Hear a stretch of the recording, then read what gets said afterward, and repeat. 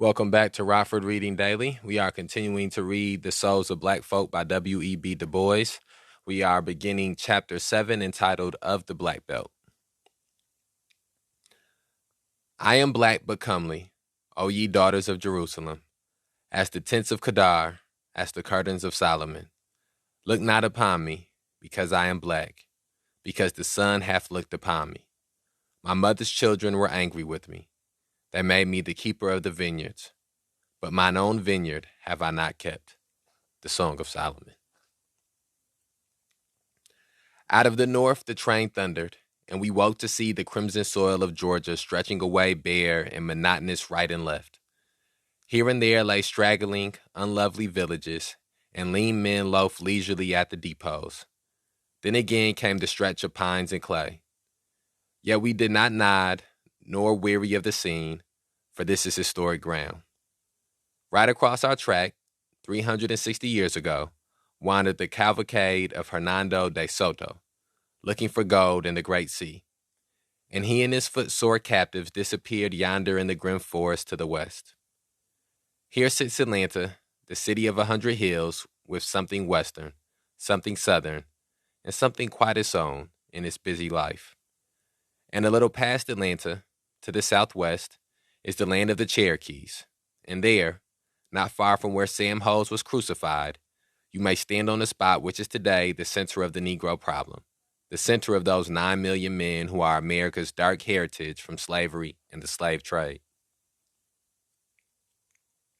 Not only is Georgia thus the geographical focus of our Negro population, but in many other respects, both now and yesterday, the Negro problems have seemed to be centered in this state. No other state in the Union can count 1 million Negroes among its citizens, a population as large as the slave population of the whole Union in 1800.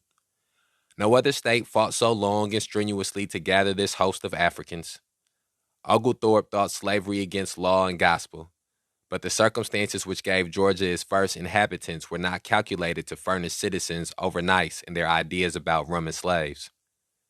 Despite the prohibitions of the trustees, these Georgians, like some of their descendants, proceeded to take the law into their own hands. And so pliant were the judges, and so flagrant the smuggling, and so earnest were the prayers of Whitefield, that by the middle of the 18th century all restrictions were swept away, and the slave trade went merrily on for 50 years and more. Down in Darien, where the Delagoa riots took place some summers ago, there used to come a strong protest against slavery from the Scotch Highlanders, and the Moravians of Ebenezer did not like the school system. But not till the Haitian terror of Toussaint was the trade in men even checked. While the National Statute of 1808 did not suffice to stop it. How the Africans poured in, 50,000 between 1790 and 1810, and then, from Virginia and from smugglers, 2,000 a year for many years more. So the 30,000 Negroes of Georgia in 1790 were doubled in a decade, where over 100,000 in 1810 had reached 200,000 in 1820 and 500,000 at the time of the war. Thus, like a snake, the black population writhed upward. But we must hasten on our journey. This that we pass as we leave Atlanta is the ancient land of the Cherokees, that brave Indian nation which strove so long for its fatherland until fate and the United States government drove them beyond the Mississippi. If you wish to ride with me, you must come into the, quote, Jim Crow car, end quote. There will be no objection. Already 4 other white men and a little white girl with her nurse are in there. Usually the races are mixed in there, but the white coach is all white.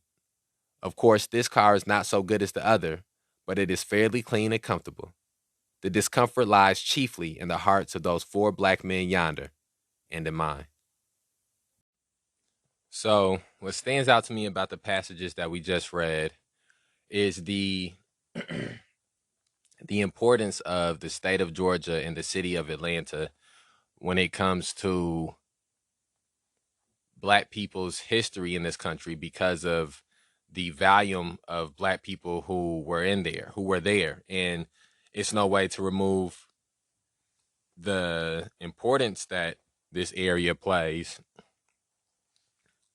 without also There's no way to separate the importance that the state of Georgia plays and the city of Atlanta plays without also speaking about why there were so many black people there and why it has become or why it was so impactful or important in black American history. And it's because of the amount of slaves that they had. It's because of the resistance to the end of slavery that they had. And so I find one of the things that I've learned from Du Bois is a deeper understanding of the importance of Atlanta. With him teaching at Atlanta University, learning more about Atlanta University through his perspective and through his vantage point. Those are all things that is another portion of things which I have taken away from not only reading The Souls of Black Folk, but also going outside of the book and listening to speeches and watching other documentaries and things like that about not only Du Bois, but this time period that he's speaking on. Okay. Where are we at? All right. We rumble south in a quite, excuse me, we rumble south in quite a business-like way. The bare red clay and pines of northern Georgia begin to disappear, and in their place appears a rich rolling land, luxuriant, and here and there well tilled. This is the land of the Creek Indians, and a hard time the Georgians had to seize it. The towns grow more frequent and more interesting, and brand new cotton mills rise on every side. Below Macomb, the world grows darker, for now we approach the Black Belt, that strange land of shadows, at which even slaves paled in the past, and whence come now only faint and half intelligible murmurs to the world beyond. Quote, the Jim Crow car, end quote, grows larger and a shade better. 3 rough-filled hands and 2 or 3 white loafers accompany us, and the newsboy still spreads his waves at one end. And the newsboy still spreads his wares at one end. The sun is setting, but we can see that the great cotton country as we enter it. Excuse me. The sun is setting, but we can see the great cotton country as we enter it. The soil now dark and fertile, now thin and gray, with fruit trees and the debilitated buildings all the way to Albany. Excuse me, I butchered that last sentence. At Albany, in the heart of the Black Belt, we stop. 200 miles south of Atlanta, 200 miles west of the Atlantic, and 100 miles north of the Great Gulf lies Daltrey County with 10,000 Negroes and 2,000 whites. The Flint River winds down from Andersonville, and turning suddenly at the Albany, the county seat hurries on to join the Chattahoochee and the sea. Andrew Jackson knew the Flint well and marched across at once to avenge the Indian massacre at Fort Mims. That was in 1814, not long before the Battle of New Orleans, and by the Creek Treaty that followed his campaign, all Daltrey County and much other rich land was ceded to Georgia. Still, settlers fought shy of this land, for the Indians were all about, and they were unpleasant neighbors in those days. The Panic of 1837, which Jackson bequeathed to Van Buren, turned the planters from the impoverished lands of Virginia, the Carolinas, and East Georgia toward the west. The Indians were removed to Indian Territory, and settlers poured into these coveted lands to retrieve their broken fortunes. For a radius of 100 miles about Albany stretched a great fertile land, luxuriant with forests of pine, oak, ash, hickory, and poplar, hot with the sun and damp with the rich black swampland. And here the cornerstone of the Cotton Kingdom was laid.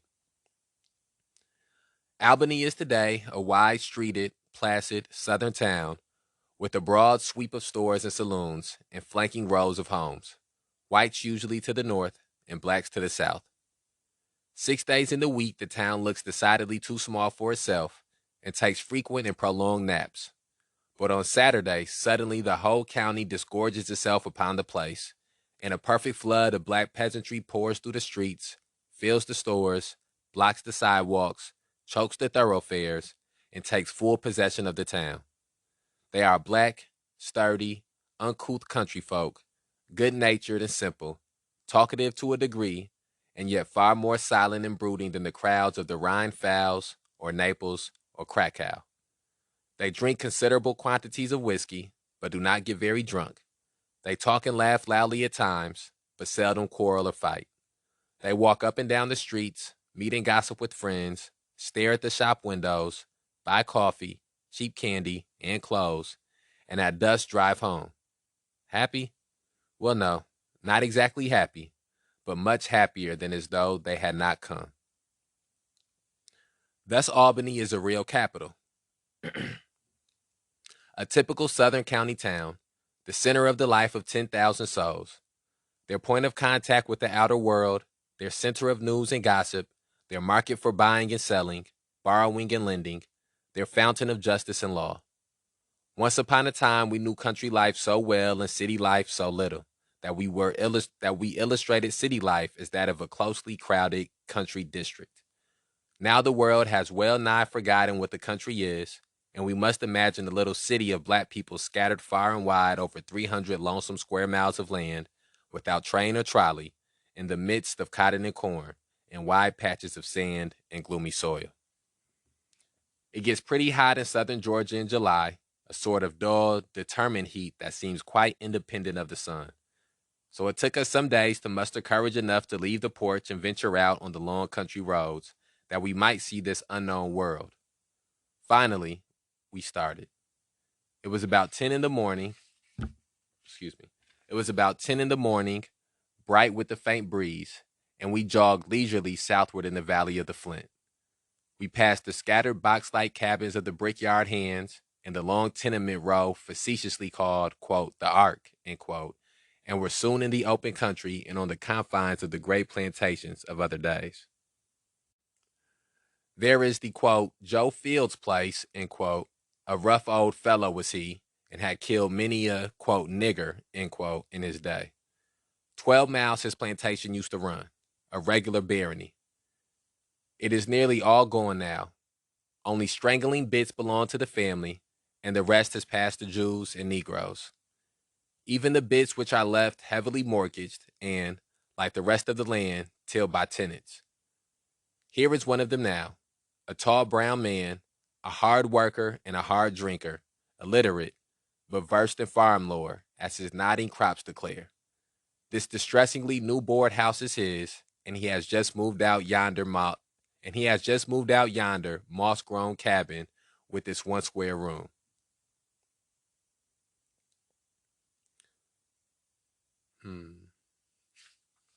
Okay, let's have a reflection. So what stands out to me immediately from the passages that we just read is the relationship that the indigenous people had with the white Americans at the time. And I would say just Americans in general, but I want to be specific about the fact that it was the army was being led by white people, the country was being led by white people, and so the battle for land that was taking place, even the way that it's framed by Du Bois, sort of, he talks about them not being good neighbors, and not that Du Bois is purposely doing this, but I think just the time period does this, is where, how can you be a good neighbor with somebody who's stealing the land that they're on, who's stolen the land and has, committed genocide and is committed slavery to maintain that land that they have stolen, or to maintain the power that can help them to maintain the land that they've stolen. And so, uh, just I can't remember how long the American Indian War went on, and I prefer to use the term indigenous. I think that's the most politically correct term in 2022. Uh, However, that's one of the things that stands out to me. It also stands out to me that as the indigenous people were having this battle with the white people and the white people of America, that it was a battle that black people were waging as well too with white people in America when it came to slavery. And so just the sheer amount of oppression and exploitation that was going on at that time against people of color is something that is dauntingly present in the passages that we've read. And let's continue reading.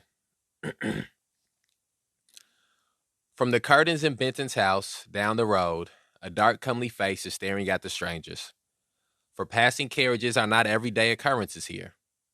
Benton is an intelligent yellow man with a good-sized family and manages a plantation blasted by the war and now the broken staff of the widow. He might be well-to-do, they say, but he carouses too much in Albany. He carouses too much in Albany, and the half-desolate spirit of neglect born of the very soil seems to have settled on these acres. In times past, there were cotton gins and machinery here, but they have rotted away. The whole land seems forlorn and forsaken. Here are the remnants of the vast plantations of the Sheldons, the Pellets, and the Rinsons. But the souls of them are past. The houses lie in half ruin or have wholly disappeared. The fences have flown, and the families are wandering in the world. Strange vicissitudes have met these whilom masters. Yonder stretch the wide acres of Bildad Rezor. He died in wartime, but the upstart overseer hastened to wed the widow. Then he went, and his neighbors too, and now only the black tenant remains. But the shadow hand of the master's grandnephew or cousin or creditor reaches out of the gray distance to collect the rack rent remorselessly, and so the land is uncared for and poor.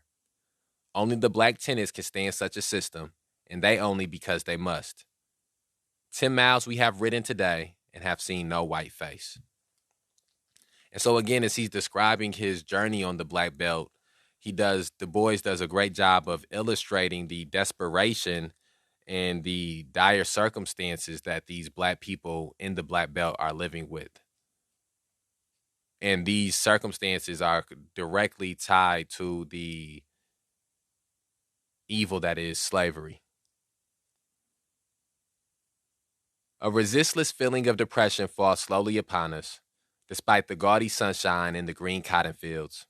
This, then, is the Cotton Kingdom, the shadow of a marvelous dream. And where is the king?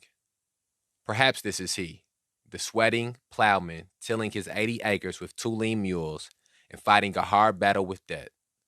So we sit musing until, as we turn a corner on the sandy road, there comes a fair scene suddenly in view. A neat cottage snugly ensconced by the road, and near it a little store. A tall bronze man rises from the porch as we hail him and comes out to our carriage. He is 6 feet in height, with a sober face that smiles gravely. He walks too straight to be a tenant. Yes, he owns 240 acres. Quote, the land is run down since the boom days of 1850, end quote, he explains, and cotton is low. 3 black tenants live on his place, and in his little store he keeps a small stock of tobacco, snuff, soap, and soda for the neighborhood. Here is his gin house with new machinery just installed. 300 bales of cotton went through it last year. 2 children he has sent away to school. Yes, he says sadly, he is getting on, but cotton is down to 4 cents. I know how debt sits staring at him. Wherever the king may be, the parks and palaces of the Cotton Kingdom have not wholly disappeared. We plunge even now into great groves of oak and towering pine, with an undergrowth of myrtle and shrubbery. This was the, quote, home house, end quote, of the Thompsons, slave barons who drove their coach and 4 in the merry past. All is silence now, and ashes and tangled weeds. The owner puts his whole fortune into the rising cotton industry of the 50s, and with the falling prices of the 80s, he packed up and stole away. Yonder is another grove, with unkempt lawn, great magnolias, and grass-grown paths. The big house stands in half ruin, its great front door staring blankly at the street, and the back part grotesquely restored for its black tenant. A shabby, well-built Negro he is, unlucky and irresolute. He digs hard to pay rent to the white girl who owns the remnant of the place. She married a policeman and lives in Savannah.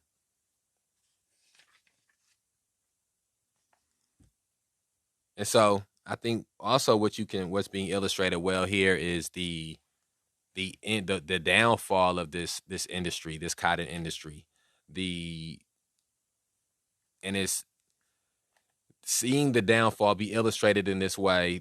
The thing that is the most glaring is the fact that the only way that this industry got built to the prominence that it did get built to was because of slave labor, was because of the Africans and subsequently in their subsequent generations that had to work 16, 18-hour days from the point that the sun came up to the point where the sun went down, who were exploited in sexual ways, who were exploited in every way possible.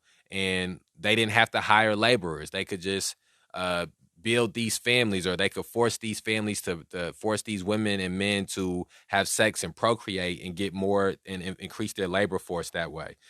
Also, by having this free labor, it drastically changed the scales of pay. And so it made it so that even the white people who were free, who were getting paid to do work, were getting paid so much less than they deserved because of the fact that there was a free labor market that was in existence.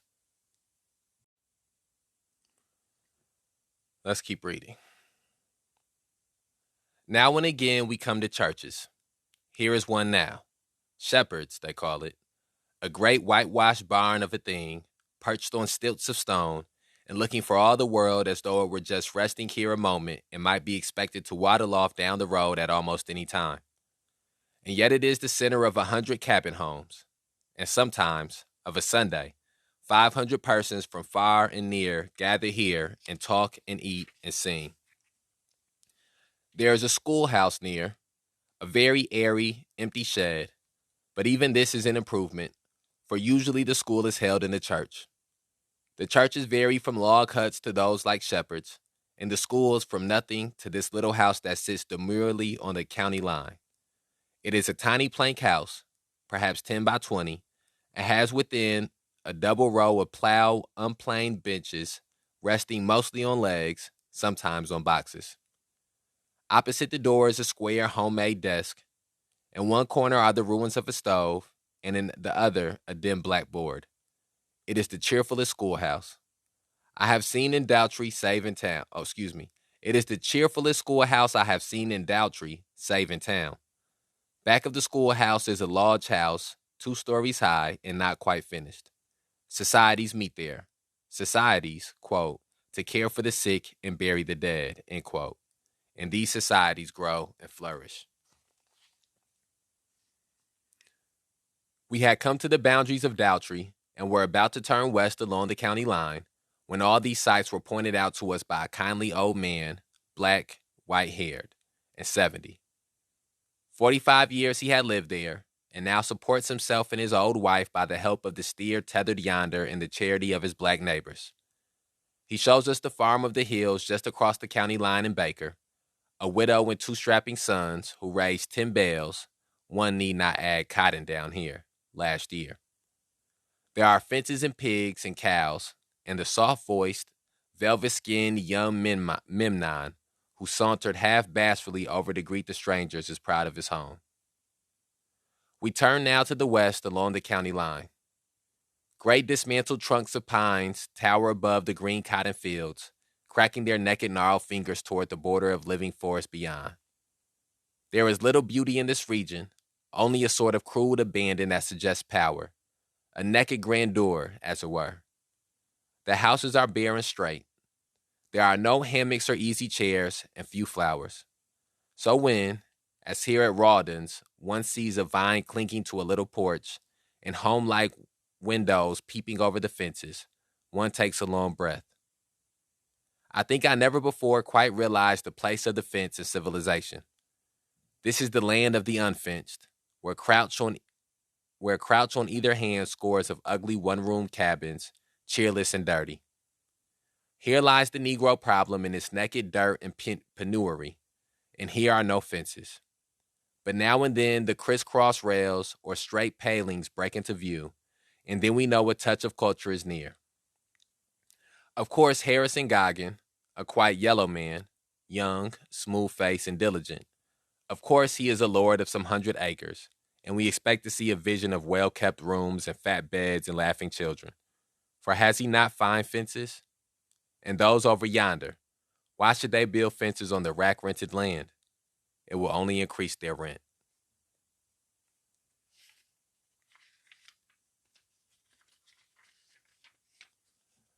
On we wind, through sand and pines and glimpses of old plantations, till there creeps into sight a cluster of buildings, wood and brick, mills and houses, and scattered cabins. It seemed quite a village. As it came nearer and nearer, however, the aspect changed. The buildings were rotting, the bricks were falling out, the mills were silent, and the store was closed. Only in the cabins appeared now and then a bit of lazy life. I could imagine the place under some weird spell, and was half-minded to search out the princess. An old ragged black man, honest, simple, and improvident, told us the tale. The Wizard of the North, the capitalist, had rushed down in the 70s to woo this coy, dark soil. He bought a square mile or more, and for a time the field hands sang, the gins groaned, and the mills buzzed. Then came a change. The agent's son embezzled the funds and ran off with them. Then the agent himself disappeared. Finally, the new agent stole even the books, and the company in wrath closed its business and its houses, refused to sell, and let houses and furniture and machinery rust and rot. So the Waters Loring plantation was stilled by the spell of dishonesty and stands like some gaunt rebuke to a scarred land. Somehow that plantation ended our days' journey, for I could not shake off the influence of that silent scene. Back toward town we glided, past the straight and thread-like pines, past the dark tree-dotted pine where the air was heavy with the dead sweet perfume. White slender-legged curlews flitted us, and the garnet blooms of the cotton looked gay against the green and purple stalks. A peasant girl was hoeing in the field, white turbaned and black limbed. All this we saw, but the spell still lay on us. How curious a land is this, how full of untold story, of tragedy and laughter, and the rich legacy of human life, shadowed with a tragic past and big with future promise. This is the Black Belt of Georgia.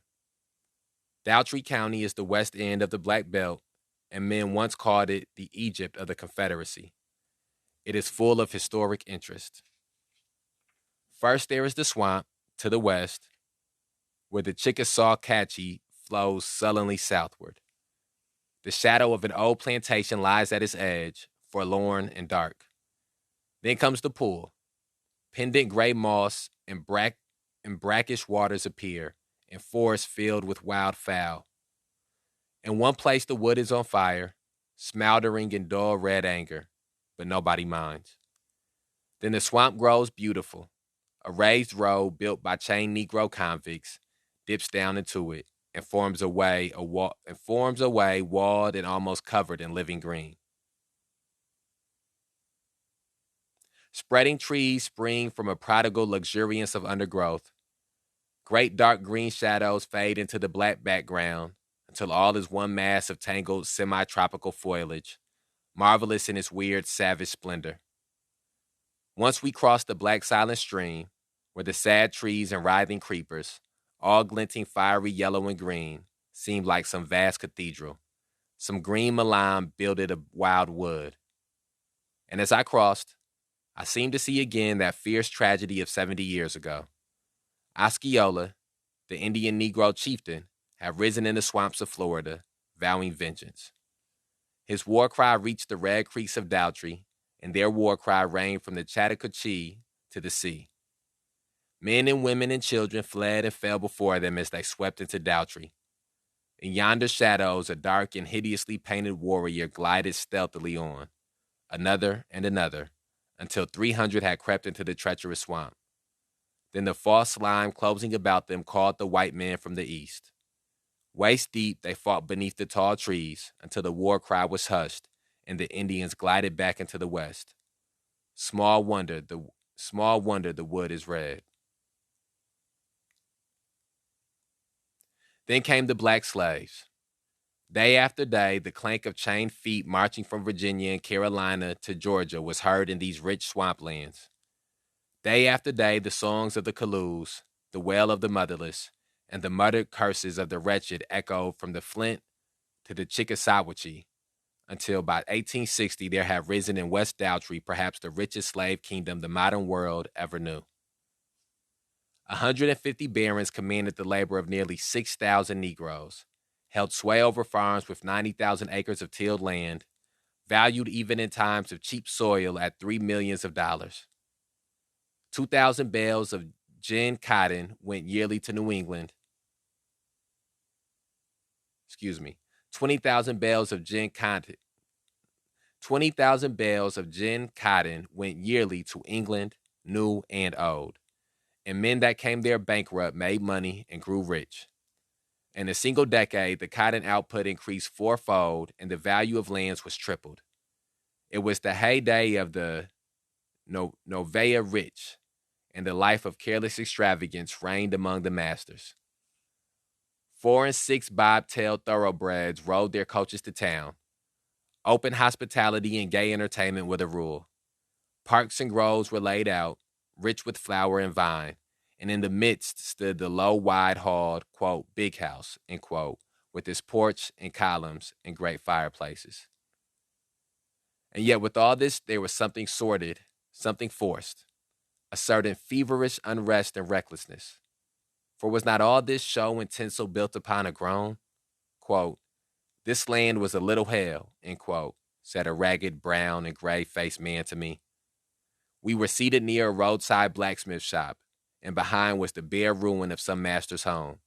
Quote, I've seen niggers drop dead in the furrow, but they were kicked aside, and the plow never stopped. And down in the guardhouse, there's where the blood ran. End quote. With such foundations, a kingdom must in time sway and fall. The masters moved to Macomb and Augusta and left only the irresponsible overseers on the land. And the result is such ruin as this. The Lloyd, quote, home place, end quote, great waving oaks, a spread of lawn, myrtles, and chestnuts, all ragged and wild. A solitary gatepost standing where once was a castle entrance. An old rusty anvil lying amid rotting bellows and wood in the ruins of a blacksmith shop. A wide, rambling old mansion, brown and dingy, filled now with the grandchildren of the slaves who once waited on his tables, while the family of the master has dwindled to 2 lone women who live in Macomb and feed hungrily off the remnants of an earldom. So we ride on, past phantom gates and falling homes, past the once flourishing farms of the Smiths, the Gandys, and the Lagores, and find all dilapidated and half ruined, even there where a solitary white woman, a relic of other days, sits alone in state among mouths of Negroes and rides to town in her ancient coach each day.